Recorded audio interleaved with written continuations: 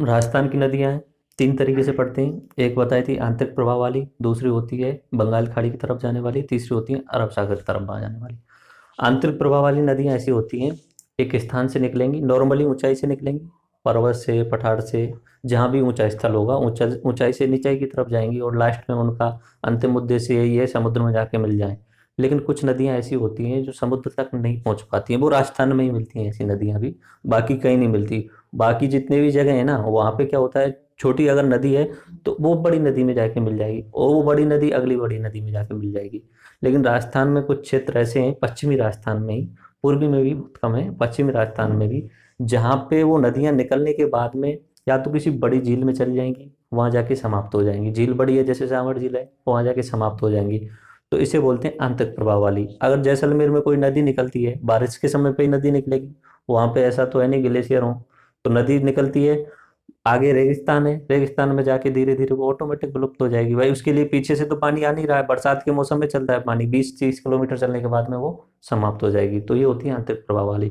अब दूसरी वाली जो हम बात करेंगे इस बार लेक्चर में, वो है अरब सागर की तरफ जाने वाली नदियां। इधर की साइड में बंगाल खाड़ी है, आपको पता है, पश्चिम बंगाल और बांग्लादेश के नीचे, और इधर की साइड में गुजरात और पाकिस्तान के नीचे अरब की खाड़ी। अरब की खाड़ी इसलिए क्योंकि सऊदी अरब के पास में, खाड़ी का मतलब पता ही है, खाड़ी का मतलब बता चुका हूँ पहले ही। खाड़ी का मतलब ऐसा जलीय क्षेत्र जो तीन तरफ स्थल से घिरा हो, मतलब यहाँ पे अगर कोई जल है इस तरीके से, ये इसके तीन तरफ जल हो, इधर भी स्थल भी, इधर भी स्थल हो, इधर भी स्थल हो, और इधर भी स्थल हो, तो ये वाला क्षेत्र क्या कहलाता है, खाड़ी। ये प्रायद्वीप का उल्टा होता है, प्रायद्वीप में बोला जाता है ऐसा स्थलीय क्षेत्र, जैसे भारत का ये निचला हिस्सा स्थलीय क्षेत्र है, इसके तीन तरफ जल हो, एक दो तीन, तो इसे प्रायद्वीप बोलते हैं। प्रायद्वीप खाड़ी एक दूसरे के अपोजिट हो। तो अब जो पढ़ रही हैं वो नदियां, वो कहाँ जाएंगी, अरब की खाड़ी की तरफ। राजस्थान में नॉर्मली चार नदियां नाम याद रखना है, और सिर्फ और सिर्फ चार नदियां। एक है लूनी नदी, सबसे इंपॉर्टेंट नदी, जो अरब की खाड़ी की तरफ जाती है। दूसरी है पश्चिमी बनास नदी। बनास नदी दो हैं, एक तो इस साइड में पूर्वी राजस्थान की साइड में अरावली से निकल के वो पश्चिम, वो चंबल नदी में जाके मिल, हाँ चंबल में जाके मिल जाती है। और इधर की साइड में जो है पश्चिमी क्षेत्र है, इसलिए उसे पश्चिमी बनास, ठीक है, वो गुजरात में जाती है। उसके बाद में तीसरी नदी है साबरमती नदी, और चौथी नदी है माही नदी। ये चार नदियों के नाम आपको याद रखने हैं, और उसकी सहायक नदियां हैं, बाकी इनकी सहायक नदियां हैं। पहली नदी लूनी। लूनी नदी, सबसे इंपॉर्टेंट नदी है, सबसे लंबी है ये पश्चिमी राजस्थान की, सबसे लंबी है। दूसरी नदी पश्चिमी बनास। पश्चिमी बनास, और तीसरी साबरमती। और चौथी। माही।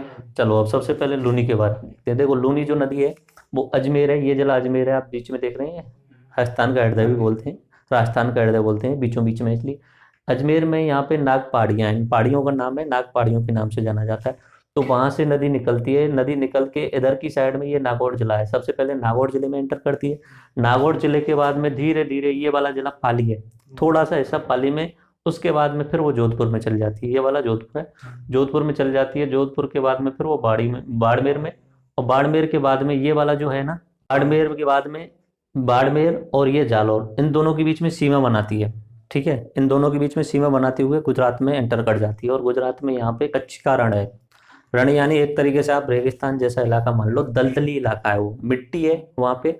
पर वहाँ पे जो पहले यहाँ पे समुद्र था इस साइड में, जैसे कि मैं बता देता हूँ, ये गुजरात वाला जो क्षेत्र था ना, इस वाले में पहले यहाँ पे समुद्र था, लेकिन अब समुद्र का पानी थोड़ा सा नीचे की साइड में चलता जा रहा है, तो वो रण बन गया है वहाँ पे। एक तरीके से दलदली मिट्टी है, दलदली जमीन है वहाँ पे, ठीक है। कादो बोला था। क्या, कादो बोला है, कीचड़ कीचड़। हाँ कीचड़ बोल सकते हैं आप उसे, ठीक है। अजमेर से निकली, कहाँ से निकली, नागपहाड़ी। नागपाड़ी से। उसके बाद में कहाँ एंटर किया, नागौर, नागौर के बाद में पाली के बाद में जोधपुर। जोधपुर के बाद में बाड़मेर। और बाड़मेर के बाद में जालौर की सीमा बनाती है। जालौर और बाड़मेर दोनों की सीमा बनाते हुए गुजरात में कच्छ के रण में होते हुए आगे की तरफ, ये कौन सी खाड़ी है, खंबात की घाट अरब। अरब खाड़ी, अरब खाड़ी, अरब खाड़ी की तरफ में निकल जाती है, ठीक है। खंबात की खाड़ी इस साइड में, अरब खाड़ी का ही छोटा सा हिस्सा है खंबात की खाड़ी, ठीक है। उसके बाद में इसकी जो सहायक नदी हैं उनके नाम याद रखने हैं आपको। एक सहायक नदी जोजड़ी नदी है, सबसे इंपॉर्टेंट है ये। बाकी जितनी भी नदी हैं लूनी नदी की सहायक, वो इस साइड से निकलती हैं, यानी अरावली पर्वत क्षेत्र से निकलेंगी। ये अकेली जोजड़ी नदी है जो अरावली से नहीं निकलती है यहाँ की तरफ। से, ठीक है। ये अकेली नदी है जो पश्चिम से निकलती है, सीधी बात हो गई। बाकी जितनी भी नदियां हैं वो पूर्व से निकलेंगी और अरावली पर्वतमाला से निकलेंगी। ये याद रखना है, जोजड़ी इसका नाम क्या है, जोजड़ी नदी। ये नागौर से निकलती है। इसकी सहायक और नदियां हैं, मीठड़ी नदी, सुकड़ी नदी और जवाई नदी। ये 3 नदियां पाली से निकलती हैं, मीठड़ी, सुकड़ी और जवाई। एक नदी है सागी जो जालौर से निकलती है। तो ये इसकी सहायक नदियां हैं। देख लीजिए इधर मैंने सब कुछ लिखा हुआ है। लूनी नदी, इसके अन्य नाम है लवणवती, दूसरा नाम लवणवती।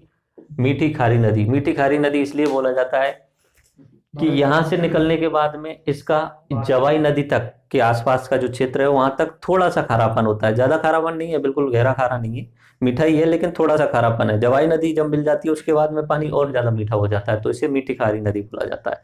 इस नदी पर बाड़मेर में एक बालोतरा नाम की जगह है, सुना है कभी आप? हाँ, बालोतरा नाम की एक जगह है, बालोतरा रेलवे स्टेशन। वहां पे लिखा हुआ है कि यह स्थल जो है समुद्र तल से नीचा है, नेगेटिव में। बाकी जितने भी स्थल मिलेंगे राजस्थान में, जितने भी स्थल हैं वो समुद्र तल से ऊपर है। समुद्र तल से नापना मैं पिछले लेक्चर में बता चुका हूँ, देख लेना आप उसे, ठीक है। समुद्र तल से इसलिए नापते हैं क्योंकि जो 0 लेवल अगर माना जाएगा तो पूरे विश्व में समुद्र तल का ही माना जाएगा। ये बालोतरा जो है उससे नेगेटिव में है, तो अगर यहाँ पे ज्यादा बारिश होती है तो सबसे ज्यादा बाढ़ आने के चांस कहाँ रहेंगे? बालोतरा में रहेंगे, क्योंकि जो पानी आएगा वो यहाँ पे गड्ढा जैसा है, वहां पे तो बालोतरा गड्ढे जैसा है, तो गड्ढे में बढ़ जाएगा, तो सबसे ज्यादा चांस बाढ़ के कहाँ रहेंगे। इसका दूसरा नाम लवणवती, मीठी खारी, इसे मरुस्थल की गंगा भी बोला जाता है, ठीक है, मरुस्थल की गंगा भी बोला जाता है। पश्चिम राजस्थान की सबसे लंबी नदी है। पूर्वी राजस्थान, पश्चिम राजस्थान की सबसे लंबी नदी। उसके बाद में कालिदास जी ने इसे अंतशिला नाम दिया था, कालिदास जी ने, ठीक है। लूनी नदी की जो ट्रिक है कुछ याद करने के लिए, लूनी नाना पाजो व बाबा के पास जाओ। देखो नाग पहाड़ी से निकल रही है, उसके बाद में नागौर जा रही है, अजमेर से निकलने के बाद में नागौर जा रही है, उसके बाद में पाली जा रही है, जोधपुर जा रही है, बाड़मेर, और ये वह है बालोतरा के लिए, बालोतरा बाड़मेर के अंदर है, ठीक है, और जालौर और अरब की खाड़ी। आ गए समझ में? लूनी नाना पाजो बाबा के पास जाओ, नाग पहाड़ से निकल रही है अजमेर में, उसके बाद में नागौर में एंटर कर रही है, उसके बाद में पाली में, जोधपुर में, उसके बाद बाड़मेर में, और बाड़मेर में भी एक इंपॉर्टेंट जगह है बालोतरा, जिसका जो समुद्र तल से ऊंचाई है वो नेगेटिव में है, ठीक है। उसके बाद में वो जालौर और अरब सागर में चली जाती है। इसके बाद में इसकी सहायक नदियों के नाम याद करने का जो ट्रिक है, जमी की सासू लून व लीना खाकर। तो लूनी नदी की सहायक नदियों की याद करने की ट्रिक है, जमी की सासू लून एवं लीला खाकर बाजो। बोलना, जमी की लून एवं लीला खाकर बाजो। जा का मतलब जवाई, बी का मतलब मीठड़ी, सा का मतलब सागी, सू का मतलब सूकड़ी, लून लोनी, लीलड़ी, खा का मतलब, बा का मतलब, और जो का मतलब जोड़। दोबारा बताओ, बोलना है साथ में, जमी की लून एवं लीला खाकर बाजो। जा का मतलब, मी का मतलब, सा का मतलब, सू का मतलब लोनी, खा का मतलब, भा का मतलब, और जोजड़ी। ये हो गई इसकी सहायक नदी। सबसे इंपॉर्टेंट नदी है लूनी नदी। सहायक नदियों के नाम याद रहने चाहिए। और इसमें अगर जो सहायक सबसे इंपॉर्टेंट है वो पश्चिम से आने वाली जोजड़ी, एक ही नदी है जोजड़ी नदी, ठीक है। अब बात करते हैं पश्चिम बनास की। पश्चिम बनास जो है वो सिरोही से निकलती है, सिरोही से निकलती है और गुजरात में जाके एक तरीके से कच्छ के रण में जाके मिल जाती है, ठीक है। पश्चिम बनास सिरोही से निकलती है, कच्छ के रण में, सिरोही में नया सोनमरा नाम की एक जगह है, वहां से निकलती है, ठीक है। ऊंचा इलाका है, पर्वतीय इलाका है, वहां से निकल के और गुजरात में कहाँ जाके मिल जाती है, कच्छ के रण से, और आगे तक अरब की खाड़ी में चली जाती है, ठीक है। तीसरी नदी है साबरमती। देखो साबरमती एक ऐसी नदी है जो राजस्थान से निकलती है, उदयपुर से निकलती है। बाकी राजस्थान के लिए उसका कोई इंपॉर्टेंस नहीं है, जो सबसे ज्यादा इंपॉर्टेंस है वो गुजरात के लिए। साबरमती नदी के किनारे यहाँ पे अहमदाबाद नाम का शहर भी बसा हुआ है, ठीक है। गांधी आश्रम अगर सुना हो आपने, गांधी नगर अब भी है ना, वो भी साबरमती के पास में, अहमदाबाद से थोड़ा सा पहले 10-15 किलोमीटर पहले गांधीनगर और गांधी आश्रम था, वो साबरमती के किनारे ही था। ये निकल के और पहुंच जाती है आगे अरब की खाड़ी में। या ऐसे इस साइड में छोटा सा हिस्सा है, इसलिए खंबात की खाड़ी भी बोल सकते हैं उसे, ठीक है, कैम्बे बोलते हैं उसे। तो निकलती कहाँ से, उदयपुर से, गुजरात में होते हुए और खंबात की खाड़ी या अरब की खाड़ी में। उदयपुर से निकलेगी खंबात की खाड़ी में। इसकी कुल लंबाई 416 किलोमीटर है और राजस्थान में सिर्फ 45 किलोमीटर है। तो 3 नदियां हो चुकी हैं। पहली कौन सी है? लूनी, दूसरी और तीसरी साबरमती। अब चौथी जो इम्पोर्टेंट है वो देख लेते हैं, माही नदी। देखो माही नदी जो है एमपी में निकलती है। एमपी में एक जिला है धार, एमपी का जिला है, जैसे राजस्थान के 33 जिले ऐसे ही एमपी में एक जिला है धार नाम का। उसमें अमरेरू की पहाड़ियां हैं और उनमें एक मेहद झील है। पहाड़ियों के बीच में एक झील बनी हुई है, उस झील का नाम है मेहद झील। ठीक है, कौन सा जिला है? धार जिले में कौन सी पहाड़ी है और उसमें झील कौन सी है? मेहद झील। वहां से निकलती है ऊपर की साइड में, ऊपर नहीं बोल सकते, जहां भी निचला स्थल लगेगा उसी साइड में जाएगी। ऐसा नहीं कभी भी नदी ऊपर की साइड में पर्वत पे नहीं चढ़ती है।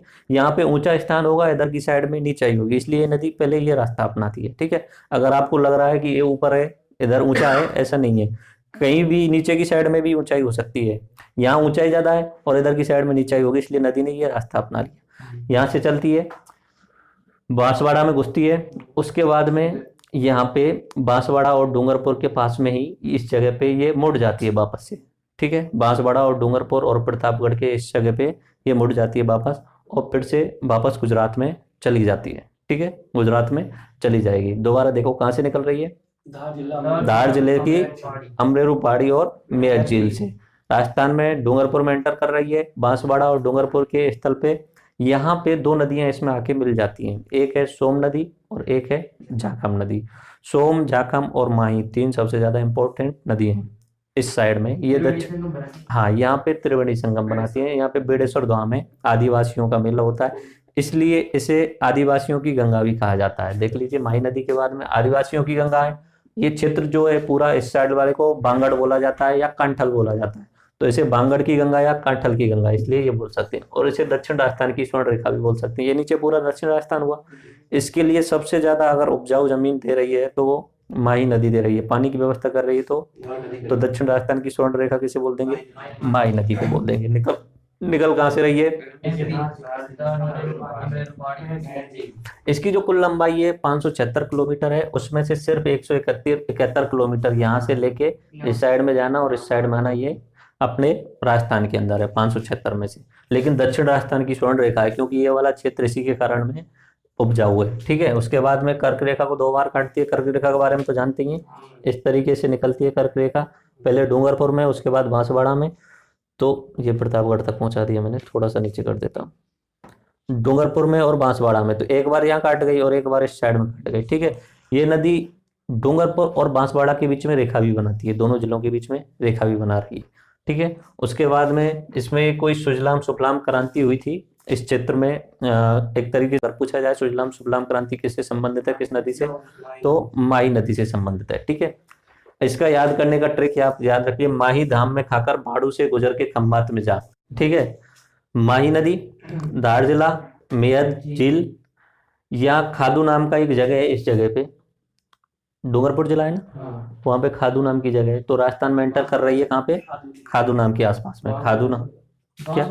हाँ, नीचे वाला बांसवाड़ा, यहाँ पे बांसवाड़ा जिले में खादू नाम की एक जगह है, वहां पे एंटर कर रही है। उसके बाद में ऊपर जाती है और यहाँ पे, हाँ, बेड़ेश्वर धाम है। तो यहाँ पे बांसवाड़ा और डूंगरपुर में गुजरात में जाती है, इसे खंबात की खाड़ी में पहुंच जाती है। कैम्बे बोलते हैं इंग्लिश में खंबात की खाड़ी को। हाँ, तो माही नदी धार से निकल के मेहत झील में खादू नाम की जगह में राजस्थान में एंटर कर रही है। उसके बाद में बांसवाड़ा और डूंगरपुर होते हुए गुजरात की तरफ निकल जाती है खंबात की खाड़ी में। फिर याद हो गई? बोलना दोबारा। ठीक है, तो ये हो गई माही नदी के बारे में। यहाँ पे बेड़ेश्वर धाम मेला लगता है, आदिवासियों का कुंभ। हाँ, इन दोनों नदियों के किनारे जाखम नदी और सोम नदी ये यहाँ आके मिलती हैं। जहाँ पे 2-3 नदियां मिल जाती हैं वो संगम बोलते हैं, मिलने को बोला जाता है संगम। अगर 2 नदियां बोल रहे हैं तो द्विवेणी संगम, 3 नदियां मिल रही हैं तो त्रिवेणी संगम। तो यहाँ पे 3 नदियों के मिलने के कारण त्रिवेणी संगम होता है। जैसे अपने भारत में बहुत सारी जगह हैं जहाँ पे कुंभ लगता है, उज्जैन में कुंभ लगता है, वहाँ पे 3 नदियां मिल। ऐसे ही इलाहाबाद में कुंभ लगता है, वहाँ पे भी नदियां मिलती हैं। कौन कौन सी मिलती हैं?